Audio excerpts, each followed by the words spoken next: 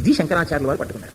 అప్పటికి శంకరాచార్యుల వారు అని అనడానికి వీలు లేదు, కానీ మనం శంకరాచార్యుల వారి అన్నంత మాత్రం చేత వచ్చే దోషము లేదు.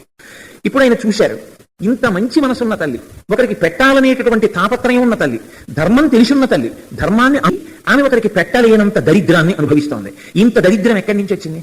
ఈ జన్మలో ఇంత ధర్మం తెలిసి, ఇంత పూనిక ఉండి, ఇంత పెట్టాలనేటటువంటి గుణం ఉండి, ఇంత కారుణ్యం ఉండి, ఇంత విశాల హృదయం ఉన్న తల్లి పెట్టలేకపోతోందంటే పెట్టలేనంత దరిద్రం గత జన్మలలో చేసిన పాపం వల్ల వచ్చి ఉండాలి. శంకరాచార్యుల వారు నిర్ధారణ చేసుకున్నారు. మళ్ళీ ఇంకొకసారి భవతి భిక్షాం దేహి మళ్ళీ అన్నారు. ఇప్పుడు ఆవిడ ఇంట్లోకి మళ్ళీ పరిగెత్తింది. ఇల్లంతా కలయ చూసింది. ఇంట్లో ఉసిరికాయ ఉందని రాయలేదు శంకర విజయం గారు. ఇంట్లో ఏమని రాశారంటే పాడైపోయిన ఉసిరికాయ ఉంది. ఎందుకు పాడైపోయిన ఉసిరికాయ ఉంటుందంటే, చెట్టు నుంచి కోసి తెచ్చిన ఉసిరికాయ అయితే కొన్నాళ్ళు నిలవ ఉంటుంది. అలా తెచ్చుకునేటటువంటి అధికారం ఉన్నవాడు కాడు భర్త. ఉంచవృత్తిలో ఉన్నాడు. నేల మీద రాలిన ఉసిరికాయే పట్టరావాలి. ఈ ఉసిరికాయ ఆయనకి వేస్తానని ఉసిరికాయ తెచ్చి ఆయన జ్యోలిలో వేసింది. ఇప్పుడు ఆయన ఒక ప్రశ్న వేశారు శంకర్, ఈ బ్రాహ్మణి ఇంత దరిద్రం ఎందుకు అనుభవిస్తోంది? అమ్మా, ఈమెకి నువ్వు ఐశ్వర్యం ఇవ్వలేవా అని అడిగారు.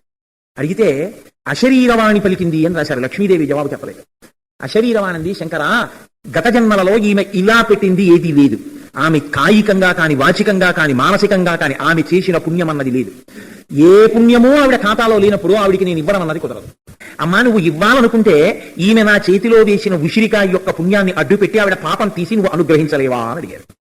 అడిగి శంకరాచార్యుల వారు స్తోత్రం చేశారు. అప్పుడు వచ్చింది కనకధార. ఆయన స్తోత్రం చేస్తే బంగారు ఉసిరికలని అమ్మవారు వర్షించింది.